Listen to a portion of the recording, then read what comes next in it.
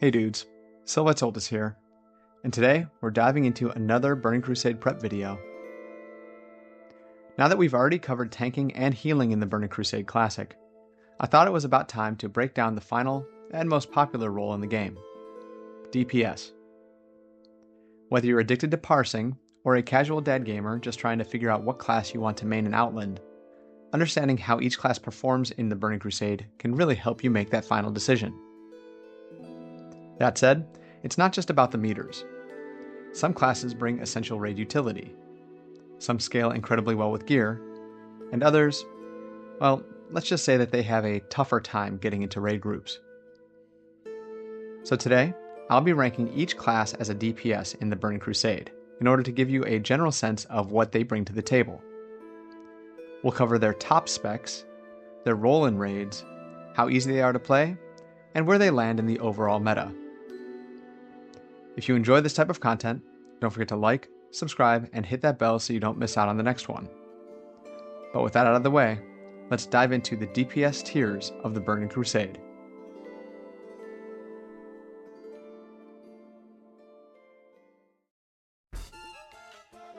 Let's start at the bottom with the C tier.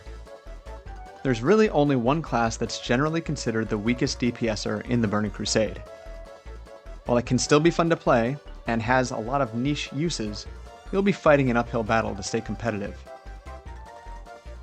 Both Balance and Feral Druids struggle in the Burning Crusade compared to other classes. While Boomkins offer a spell crit aura and have decent burst, they still run into mana problems very quickly, hence the nickname Oomkin. Ferals have an awkward rotation and don't bring much in raid value unless you really need Leader of the Pack, which you can easily get from that bear that you should have on your raid team. That said, both specs are solid for soloing, dungeons, and PvP, and druids still offer versatility and off-spec utility. You'll mostly see them healing or tanking though. If you're DPSing as a druid, you're really just doing it for fun, not for the meters. Next up are the B tier classes. The DPS specs for these three classes aren't topping meters by any means, but they can do alright with skilled play, or at least bring some important utility to your raid group. While their raw damage might be lacking compared to higher tiers, their presence is still valuable. Just don't expect to parse like a god. Let's be honest, rogues take a big hit going into the Burning Crusade.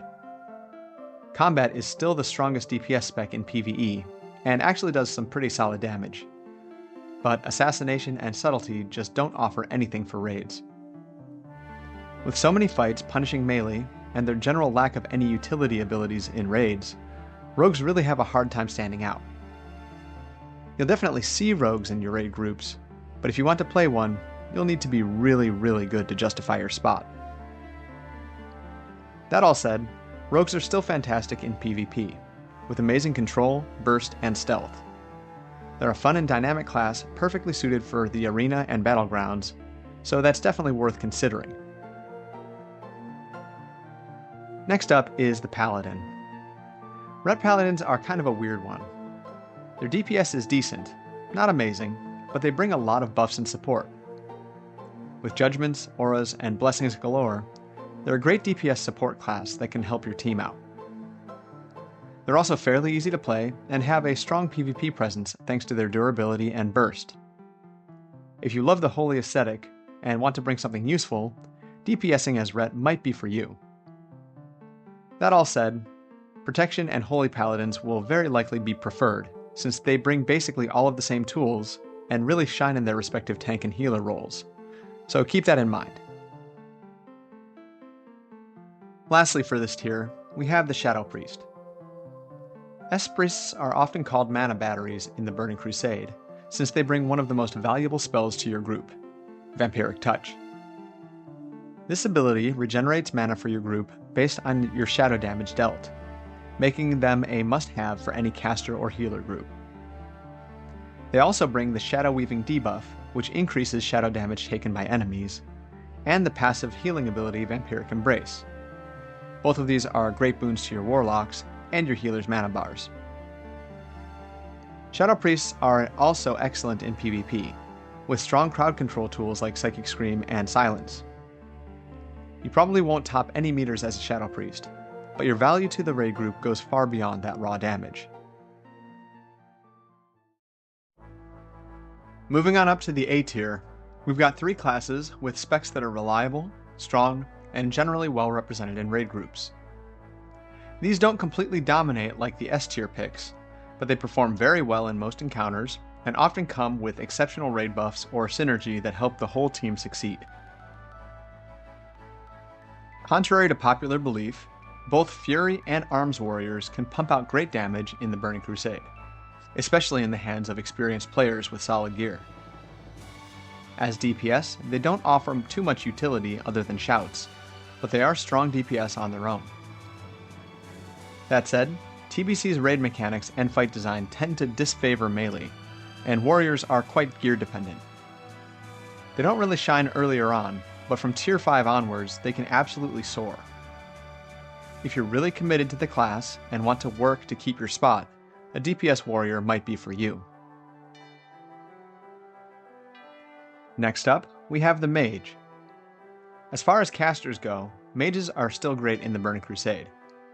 From start to finish, Arcane is the top spec overall, bringing massive burst potential and high DPS, especially if supported by an Elemental Shaman, Boomkin, and Shadow Priest. Fire is also strong, especially in later tiers, but Frost sadly falls to the bottom of the pack. With great AoE, strong scaling, and useful crowd control tools like Polymorph and Frost Nova, mages are always welcome in dungeons and raids. The only downside? They can be mana hungry, and thus very reliant on your raid support. Finally, we have the Shaman. While Shamans aren't always topping the meters, their utility is simply too good to ignore. Enhancement Shamans provide massive boosts to melee groups with Wind Fury Totem and Unleashed Rage, while Elemental Shamans bring Spell Crit and Totem of Wrath for caster groups. Both specs deal respectable damage, especially when geared properly. Most importantly though, every raid needs multiple Shamans for Bloodlust or Heroism. So if you always want to have a raid spot, Shaman is a fantastic option in the Burning Crusade. Finally, we've got 2 classes that rise above all other DPS. With unmatched damage potential, easy group fit, and consistent performance throughout the expansion, these 2 are the best DPS classes in the Burning Crusade. If you're aiming to top the charts and never struggle to get a raid spot, these are what you want to be. Right up at the top of the charts is the Beast Mastery Hunter. This spec dominates from the get-go with incredible DPS and a simple rotation. Just auto shot, steady shot, and kill command really. Hunters scale really well and remain a strong pick throughout the entire expansion. Their pet damage, useful abilities like traps and misdirection, and ease of play make them a go-to DPS choice for both casual and hardcore raiders. While marksmanship and survival lag quite a bit behind other specs, the Hunter as a whole is a very strong DPS class thanks to BM's raw power. Hunters benefit from group synergy and are among the top performers in all tiers of TBC rating. Whether you're a new player or a seasoned vet, Hunters are a safe and satisfying DPS pick for the Burning Crusade. And finally, if you're looking for the ultimate ranged DPS powerhouse in the Burning Crusade, the Warlock is for you. Destruction locks top the charts with massive Shadow Bolt crits, but the other specs are still pretty solid as well. Locks scale incredibly well with gear, are essential for cursive elements and other raid debuffs, and benefit heavily from the Burning Crusade's raid environment that favors ranged DPS overall. Best of all, they're super easy to play. With great single target via Shadow Bolt, and the best AoE via Seed of Corruption, there's really no downside to bringing multiple Warlocks to your raid. Just keep life tapping and spamming that Shadow Bolt button.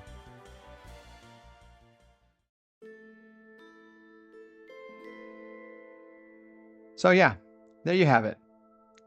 The Burning Crusade has a much wider range of viable DPS classes than Classic, but the meta still favors certain picks. Warlocks and Hunters dominate, but every class has at least something worth bringing, especially if you value group utility, and not just top parses. But anyway, what do you think? Do you agree with these rankings? Are you planning to DPS in the Burning Crusade Anniversary? If so, what class are you eyeing up? Let us know in the comments down below. As always, if you enjoyed the video, don't forget to like and subscribe for more Classic and Burning Crusade content as we get closer to Outland. But for now, thanks for watching, and as always, take it easy, guys.